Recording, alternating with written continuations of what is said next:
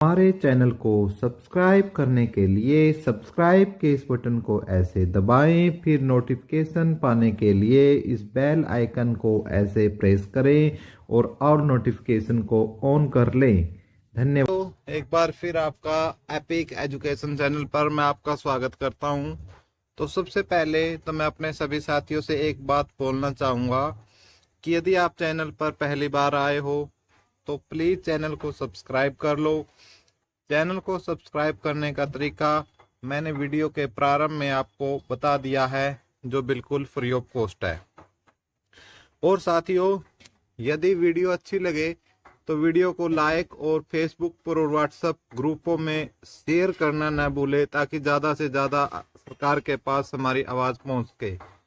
आज की जो हम ये वीडियो है, खास तौर से ये स्पेशली डिजाइन की गई है हरियाणा स्टाफ सिलेक्शन कमीशन को लिहाज में रखते हुए कि किस प्रकार से हरियाणा स्टाफ सिलेक्शन कमीशन युवाओं के साथ खिलवाड़ कर रही है।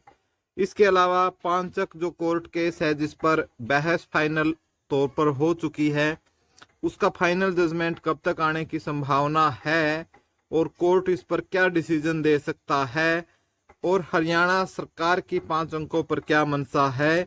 उसके साथ 2 अप्रैल को कोर्ट केस की अपडेट, वो भी हम जानकारी इस वीडियो में देंगे, और कुछ सीईटी की पॉलिसी पर भी हम इसके अंदर जिक्र आपसे कर सकते हैं। तो दोस्तों, पहली बार तो वीडियो को जो है आपको एक तो अंत तक देखना है। यदि आपका इस मैटर में इंटरेस्ट ही नहीं है तो आप छोड़कर जा सकते हैं।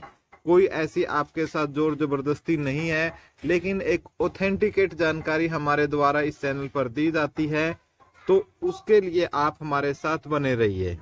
तो हम सबसे पहले बात करते हैं दोस्तों, जैसा कि पता है आपको, कोर्ट केस, ठीक है, कोर्ट केस की बात करते हैं दोस्तों। 2 अप्रैल को होने वाला है आपका एक शानदार केस की सुनवाई है दोस्तों। अब ये 2 अप्रैल को क्या हो सकता है दोस्तों, जो खास तौर से मैं आपको बता देता हूं दोस्तों कि जो ग्रुप जी जो हमारी भर्तियां है, जो सीईटी की पॉलिसी है दोस्तों, उस सीईटी की पॉलिसी के तहत क्या है दोस्तों, हमारी जो भर्तियां है वो पूरी नहीं हो पा रही है। चाहे ग्रुप सी की हो, चाहे ग्रुप 5657 की हो, ठीक है, या चाहे ग्रुप डी की भी पूरी भर्ती नहीं हुई है, उसमें भी कुछ वैकेंसियां ही निकाली गई है। साथ में चाहे आपकी टीजीटी की हो, चाहे कोई भी भर्ती इस प्रकार की हो जिसमें बहुत ज्यादा पेच जो है वो फंसा हुआ है। अब क्या है दोस्तों, सरकार और खास तौर से दोस्तों हमारे जो सीएम थे, पहले जो सीएम थे हमारे मनोहर जी, उनका कुछ हटई रवैया, ठीक है, उसमें हम ये भी कह सकते हैं सीएम मनोहर लाल जी की कोई इतनी ज्यादा उसमें गलती नहीं है, क्योंकि जो सीईटी की जो पॉलिसी थी, वो जो जनरेट की थी, वो कुछ बड़े अधिकारियों द्वारा वो पॉलिसी है वो बनाई गई थी। और उन बड़े अधिकारियों में क्या है दोस्तों, ठीक है, जो सीएम उनकी क्या थे, बहुत ज्यादा बातें मानते भी थे और उनकी बातों पर यकीन भी करते थे। उसी का नतीजा हुआ दोस्तों कि बच्चों ने सीईटी को क्या है क्वालिफाई करने की मांग रखी गई कि सीईटी को क्वालिफाइंग नेचर बनाया जाए, ठीक है। इस बात को लेकर भी जो मामला है वो सीएम, उस समय के सीएम, तत्कालीन सीएम मनोहर लाल के सामने ये बात पेश की गई, लेकिन सीएम मनोहर लाल ने फिर अधिकारियों के साथ इस पर डिस्कस किया और अधिकारियों ने बोला कि नहीं, हमने पॉलिसी अच्छी बनाई है और हम जो है इसको अब क्वालिफाइंग नेचर नहीं करेंगे। तो फिर सीएम मनोहर लाल जी का एक स्टेटमेंट आता है जो बहुत ज्यादा प्रचलित हुआ था कि गेम के बीच में जो है रूल चेंज है वो नहीं होते, रूल चेंज नहीं होते। तो आपने सुना भी होगा दोस्तों, ये डायलॉग प्रसिद्ध डायलॉग था सीएम मनोहर लाल जी का। और वो जो गेम था दोस्तों, वो खुद आज सीएम मनोहर लाल जी को लेके बैठ गया है और आज वो हमारे मुख्यमंत्री प्रदेश के नहीं है। उसी के साथ ये जो गेम चेंज रूल है कुछ बड़े अधिकारियों को भी लेके बैठ गया है, जो कि बड़े बड़े पदों पर आसीन थे, चाहे हरियाणा स्टाफ सिलेक्शन कमीशन का चेयरमैन का पद क्यों ना हो, वो भी इसमें नहीं है। ये जो पॉलिसी बनाई, इस पॉलिसी में इतनी खामियां थी कि बच्चे इस खामियों को लेकर कहां गए दोस्तों आप सबको पता है बच्चे कोर्ट गए और कोर्ट में कुछ केस चले हुए हैं।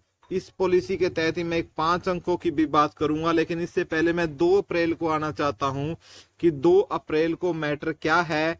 उसके लिए मैं एक दूसरा पेन ले लेता हूं दोस्तों कि 2 अप्रैल का हमारा जो मैटर है उसको समझने के लिए।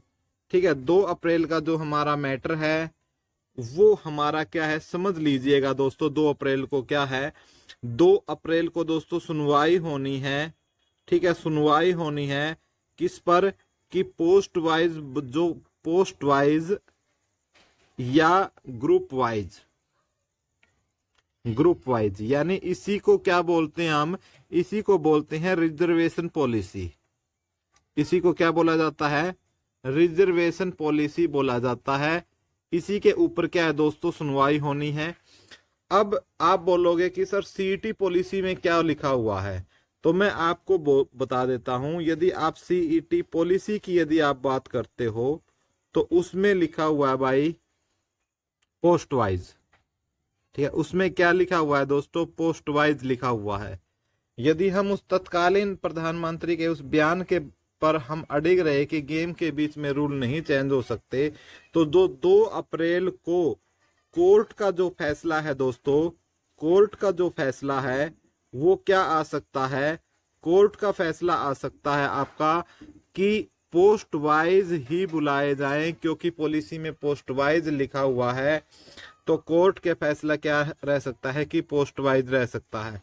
लेकिन मैं आपको बता दूं कि हरियाणा स्टाफ सिलेक्शन कमीशन ने कैसे बुलाए हैं, ये भी मैं आपको याद दिला दूं। इन्होंने बुलाए हैं ग्रुप वाइज। इन्होंने क्या बुलाए हैं, ग्रुप वाइज। और ग्रुप वाइज में इन्होंने क्या बोला है, क्या तर्क इन्होंने क्या दिया है, इनका तर्क है कि हमारा मकसद है ज्यादा से ज्यादा बच्चों को चांस देना। ठीक है, ज्यादा से ज्यादा बच्चों को इसमें शामिल करना और ज्यादा से ज्यादा बच्चों को नौकरी का मौका देना। यदि आप, लेकिन एक बात फिर आती है, यदि आप ज्यादा से ज्यादा बच्चों को, यदि आपकी यही मंशा थी, तो फिर आपने सीट को क्वालिफाइंग नेचर क्यों नहीं किया, क्यों नहीं किया दोस्तों, एक ये बात भी आ जाती है फिर। ठीक है, तो अब मैं एक ये बात आपको बता देता हूं श्योरिटी के साथ, जो हिडन इंफॉर्मेशन आ रही है दोस्तों, कि एचएसएससी इस केस को क्या है हारने वाली है। और इस पर होने वाला क्या है फैसला, किस पे आएगा, कोर्ट का आने वाला है पोस्ट वाइज पर, कि भी आप पोस्ट वाइज से ही क्या करें, भर्तियां करें जो आपने पॉलिसी के अंदर लिखा है। लेकिन देखते हैं 2 अप्रैल को जो सरकार है वो अपने कितने बड़े बड़े वकीलों को उसके अंदर रखती है। क्या कोई सीनियर एडवोकेट को भी इसको बचाने के लिए इसके ऊपर जो है मैदान में कोर्ट के उतारती है या नहीं, ये भी एक देखने वाली बात रहेगी।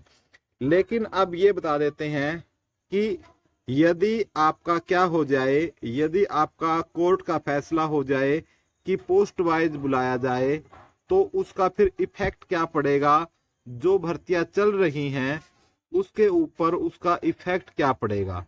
देखो दोस्तों, पहले तो मैं आपको एक दूसरे पेन के साथ, मैं यहाँ से व्हाइट पेन के साथ आपको बता देता हूँ। सरकार ने बुलाया ग्रुप वाइज, सरकार ने क्या बुलाया, ग्रुप वाइज बुलाया। और ग्रुप वाइज में सरकार ने लगभग 38,000 से 39,000 बच्चों को क्या बुलाया, इसके लिए एग्जाम के लिए बुलाया। ठीक है, यानी ये करा कि उन्होंने इतने बच्चों को हमने कर दिया कि आप इतने बच्चे एग्जाम 4 गुना या 5 गुना जो भी है ग्रुप वाइज करके इन्होंने चांस दिया। लेकिन यदि क्या हो जाता है, पोस्ट वाइज हो जाता है, तो फिर भाई दोस्तों कुल मिलाकर क्या है 12,000 बच्चों को ही मौका मिलेगा। ठीक है, 12,000 बच्चों को ही मौका मिलेगा। और ये वही टॉपर है दोस्तों जो घूम फिरकर हर कैटेगरी में आते रहेंगे, जो घूम फिरकर हर कैटेगरी में आते रहेंगे। तो ये आप अंदाजा लगा सकते हो कि जो बच्चों ने 56 स्थान का, जिन बच्चों ने एग्जाम दिया है, ठीक है, उनमें से बहुत सारे बच्चे, क्योंकि भाई मेन ग्रुप तो 56 स्थान ही है, तो बहुत सारे बच्चे क्या हो जाएंगे, बाहर हो जाएंगे दोस्तों। इस बात की श्योरिटी है, हम इस बात की पूरी श्योरिटी के साथ इस चीज को बोल सकते हैं। तो दोस्तों कितना बुरा होने वाला है, एक तो बात ये देख लो कि 2 अप्रैल को ऐसा होने वाला है।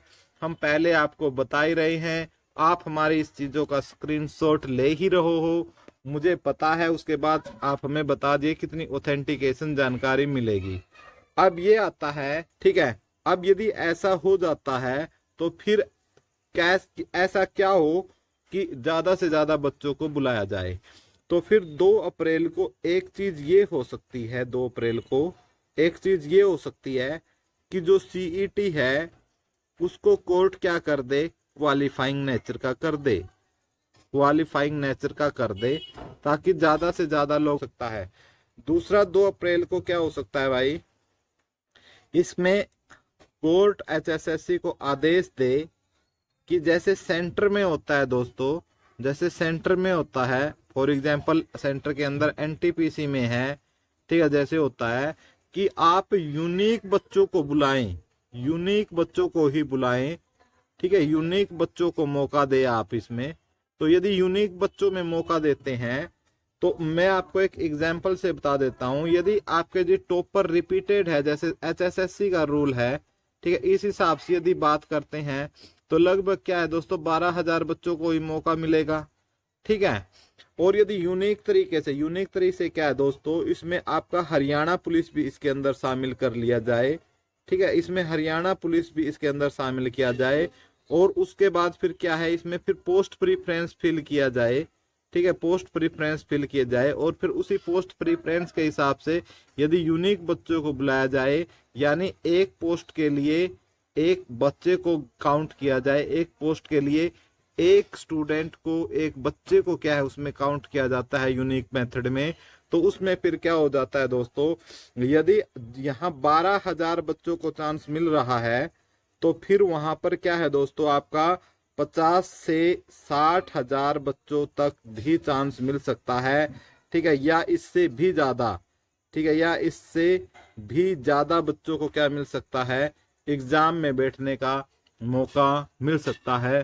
तो एक इस तरीके पर भी हरियाणा स्टाफ सिलेक्शन कमीशन विचार कर सकता है, ठीक है। और कोई अन्य यदि इस प्रकार का कोई मैटर आता है तो हो सकता है कोर्ट जो है एचएसएससी को सुझाव दे कि आप इस तरीके से करें ताकि जन कल्याण का भी भला हो और आपकी पॉलिसी भी बनी रहे।